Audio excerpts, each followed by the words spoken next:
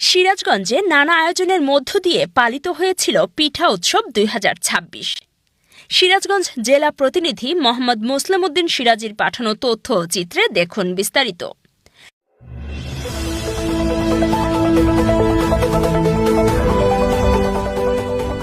সিরাজগঞ্জের উল্লাপাড়ায় দেশীয় ঐতিহ্যকে নতুন প্রজন্মের কাছে তুলে ধরতে সরকারি আকবর আলী কলেজ প্রশাসনের উদ্যোগে দিনব্যাপী পিঠা উৎসব অনুষ্ঠিত হয়েছিল।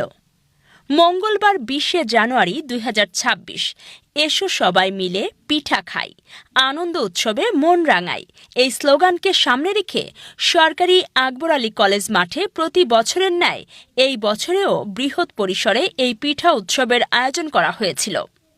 নান্দনিকভাবে সাজানো স্টলগুলোতে বিভিন্ন ধরনের দেশীয় পিঠা প্রদর্শন ও পরিবেশন করা হয়েছিল। উৎসবে সরকারি আকবর আলী কলেজের অধ্যক্ষ নুরুল আলম সহ কলেজের সকল শিক্ষক শিক্ষিকা উপস্থিত ছিলেন।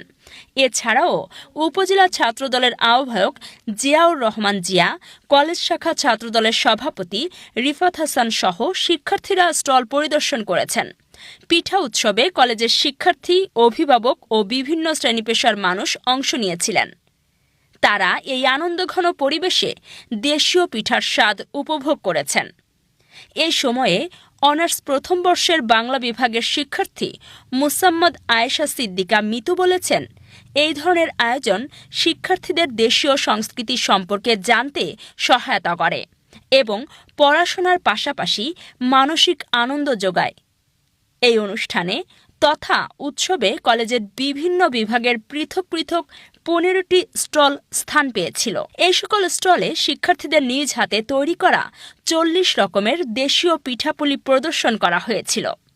পিঠা উৎসবের আয়োজন সম্পর্কে অত্র কলেজের অধ্যক্ষ নুরুল আলম বলেছেন, বর্তমান প্রজন্মের কাছে গ্রাম বাংলা হারিয়ে যাওয়া এই ঐতিহ্য তুলে ধরতেই এই উদ্যোগ নেওয়া হয়েছিল।